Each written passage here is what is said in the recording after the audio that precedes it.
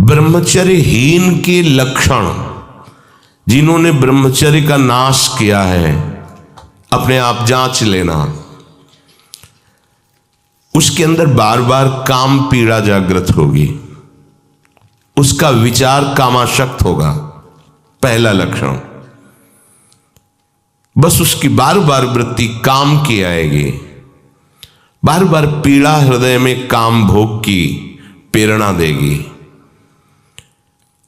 वो इतना असमर्थ होने लगता है कि आंख मिला के बात करने की भी हिम्मत नहीं रह जाती उसमें।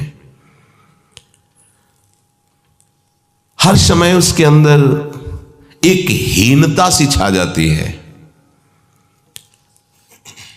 वो बहुत चालाकी से अपने को छुपाना चाहता है, झूठ बोलता है, थोड़ी ऐंठन भी दिखाना चाहता है कि मैं कुछ हूं, पर अंदर से खोखला हो जाता है। ये दुर्गुण उसके अंदर जागृत होते हैं जो ब्रह्मचर्य का नाश करता है। उसके चेहरे में प्रसन्नता कभी झलक ही नहीं सकती, दुखी व उदास, जो ब्रह्मचर्य का नाश करता है। देखने से इस बदसूरत नजर आने लगेगा, चाहे जितना गोरा हो, चाहे जितना ऊपर से चिकनाहट लगाए हो, लेकिन उसके कपोल और नेत्र बदसूरत होंगे। चिकनाहट से मतलब नहीं है, एक आकर्षण होता है भागवतिक, वो उसमें नहीं होगा। स्वभाव बड़ा ही रुक्ष होगा, कड़ुआ होगा, बहुत ही हल्के स्वभाव का आदमी होगा। विश्वसनीय तो हो ही नहीं सकता, कामी पुरुष विश्वसनीय नहीं होता, वो कभी भी बदल सकता है। उसमें क्षमता नहीं है एक बात पर टिके रहने की। वो कसम खाए तो भी बहुत शीघ्र अपनी कसम तोड़ देगा। स्वभाव में कभी उसकी प्रसन्नता नहीं होगी, स्वभाव उसका चिड़चिड़ा बन जाएगा। रूखा होने के कारण नाक में गुस्सा रखी रहेगी, जरा सी बात में वो बहुत क्रोधित हो जाना, अपनी खोपड़ी फोड़ने लगना, दूसरों की फोड़ने लगना, अपने थप्पड़ मारने, मतलब एक जैसे कोई विक्षिप्त आदमी, पागल आदमी, ऐसी उसकी चेष्टा होने, चीख चीख के बोलना, माथा पटकने लगना, ये लक्षण है ब्रह्मचर्य का नाश करने वाले के। वो जीता तो है पर मुर्दे की तरह निस्तेज, उसमें उत्साह, उसमें शूरवीरता, ये सब क्षीण होने लगती है। शूरवीरता काम क्रोध आदि को सहन करना है। उसके कपोल में हल्के हल्के से सांवले दाग प्रकट होने लगते हैं, एक झुर्री सी पड़ने लगती है। ये वीरनाश का लक्षण है। आंखें धस जाती हैं और उसकी हड्डियां कमजोर होने लगती हैं, बाल पकने लगते हैं, झड़ने लगते हैं। वीर भगवान के द्वारा दी हुई वो शक्ति है जिससे भगवत प्राप्ति में बहुत सहयोग होता है। ये जानबूझकर ऐसी क्रिया करते हैं जिससे वीरपात हो। रोग न रहते हुए भी इनको बहुत सी पीड़ाएं स्वाभाविक प्रारंभ हो जाती हैं। जर्जर, दुर्बल, भागवतिक कामों में निरुत्साह, भजन करना, परिक्रमा करना, समय से उठना, समय, ये सब उत्साहहीन होते हैं। थोड़ा भी परिश्रम या मेहनत करने पर हाँफने लगना, थक जाना, दैनिक दिनचर्या बिल्कुल ठीक ना होना, चित्त में बहुत सी कुचिंताएं बढ़ जाना, थोड़े से डर की बात आते ही हृदय में ऐसी धड़कन होने लगना, भयभीत होने जाना, थोड़ा सा दुख एक पहाड़ जैसा लगना, थोड़ा सा भय ऐसा लगना कि अब क्या होगा, घबराहट पैदा हो जाना, बार बार भूख लगना,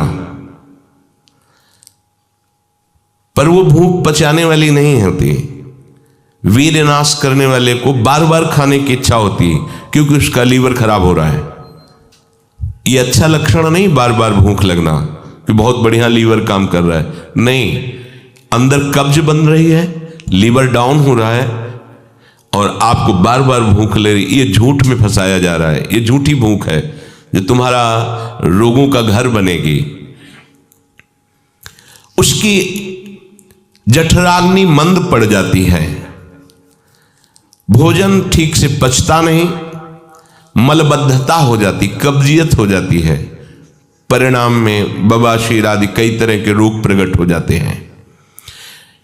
या तो नींद नहीं आने लगेगी या फिर ऐसी आएगी कि घंटों, मतलब 8-10 घंटे सोए फिर भी उठे, फिर भी आलस्य, प्रमाद, ये बना रहेगा।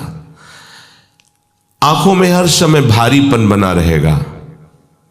बिना किसी चेष्टा के रात्रि में स्वप्न दोष हो जाएगा, वीरपात हो जाएगा।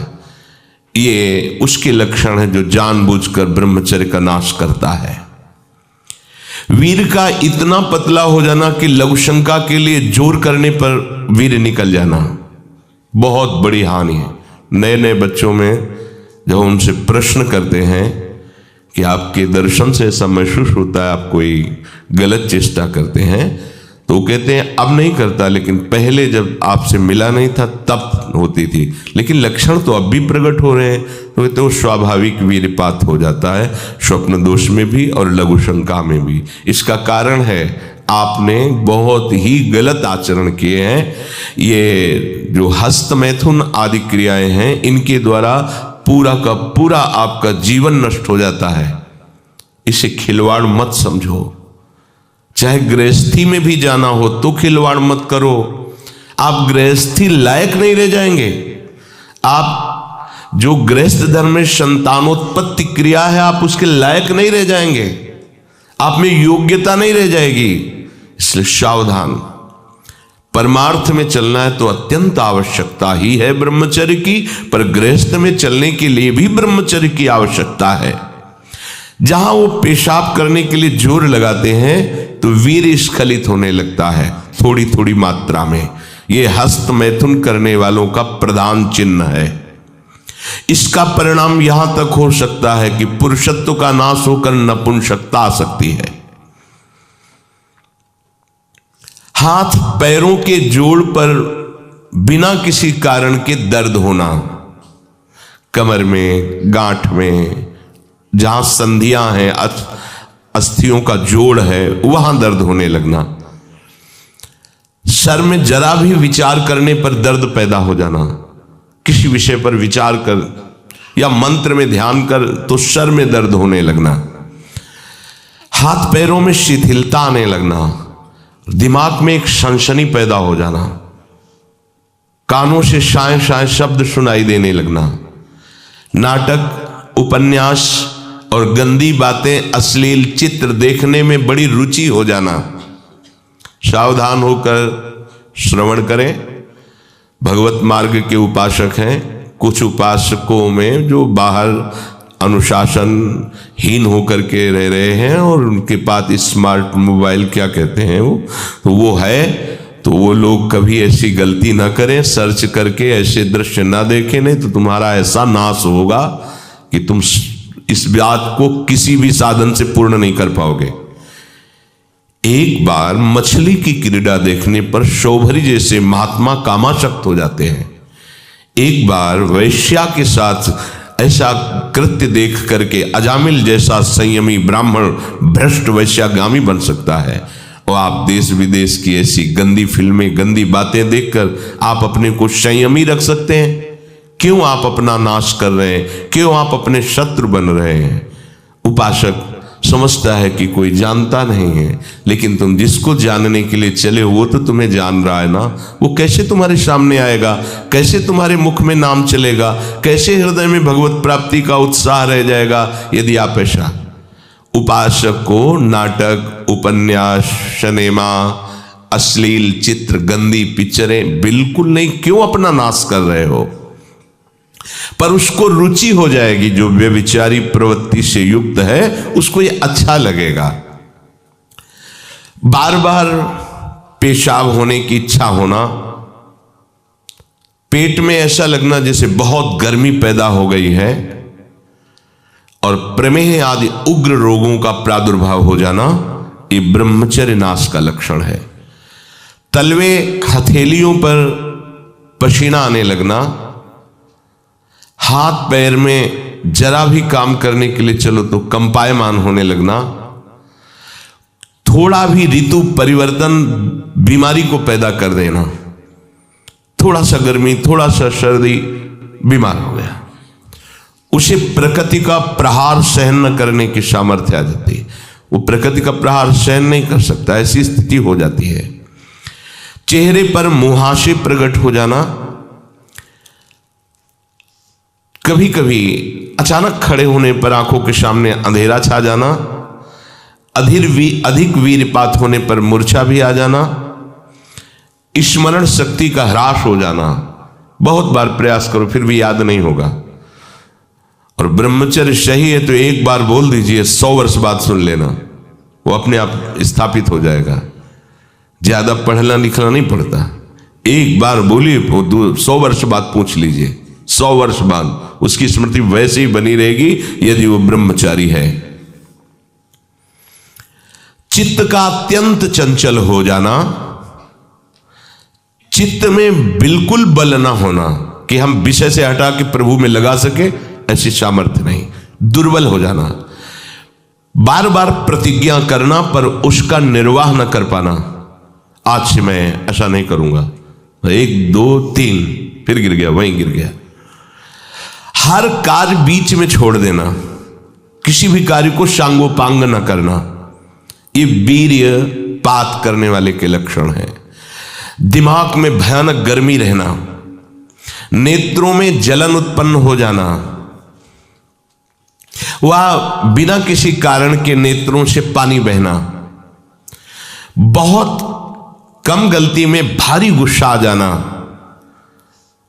बहुत कम लाभ में फूल जाना, अहंकार आ जाना, कम लाभ में भी कोई लाभ नहीं, छोटी मोटी वस्तुओं के प्राप्त होने पर अहंकार आ जाना, माथा, कमर, मेरुदंड, छाती, इनमें बराबर दर्द बढ़ते जाना, बड़ी हालत खराब हो जाती है। ऐसे दर्शन हुए ऐसे जनों के, आंखों से दिखता नहीं, 28 वर्ष के होंगे वो लगभग, वैराग्य इस कोटि का कि आप सोच भी नहीं सकते, बाहरी बस लंगोटी अचला और फुटपाथ में पड़े रहना। और पूर्व विद्यार्थी जीवन में विद्यार्थियों के साथ हस्तमैथुन करने का अभ्यास वो इतना दृढ़ हो गया था कि 10-10, 15-15 बार एक दिन में स्वाभाविक ऐसे, तो उनकी हालत ये थी कि आंखों से दिखना बंद हो गया था, खड़े होने की सामर्थ्य नहीं। और हितधाम में एकांत में मिलके कहा था कि आपका जो ब्रह्मचर्य का प्रवचन सुना हो हमें, तो ऐसा लगा कि शायद आप उपाय बता सकते हो। तो हम कहा हमारे पास कोई, हम आयुर्वेदाचार्य है नहीं, और दूसरी बात है कि ये चीज आपके हाथ में है, अगर आप नहीं रोकते हैं तो आपको ऐसी दशा में पहुंचा देगा एक क्रिया कि आप किसी काबिल नहीं रह जाएंगे। रीढ़ की हड्डी कमजोर हो जाती है और उसमें सीधे बैठने की सामर्थ्य खत्म हो जाती है, वो झुकाव ऐसे, वो झुक करके ही ऐसे बैठना।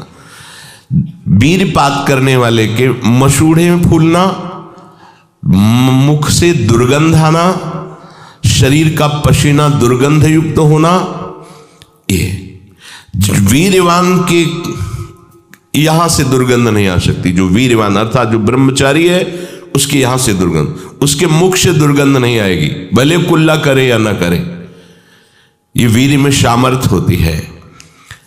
नाक के साइड में यहां कालिमा आ जाना, फिर वो कालिमा धीरे धीरे कपोलों में बढ़ते जाना, ये वीरनाश का लक्षण है। वीर्य नाश से उदर लंबा होना, पेट बढ़ना शुरू हो जाता है, आंतें बढ़ना शुरू हो जाती है, उसकी वाणी में मृदुता नष्ट हो जाती है, कर्कशता रुक्षता आ जाती है, उसका स्वभाव अप्रिय बन जाता है, छाती की हड्डियां दिखने लगती हैं, वो ना तो लोक में ना परलोक में किसी भी कार्य में उत्साह करने लायक नहीं रह जाता। वो जरा सी भी बात में बहुत बड़ा अपने को अपमानित होना समझता है। ये वीरपात से उसके अंदर दोष प्रकट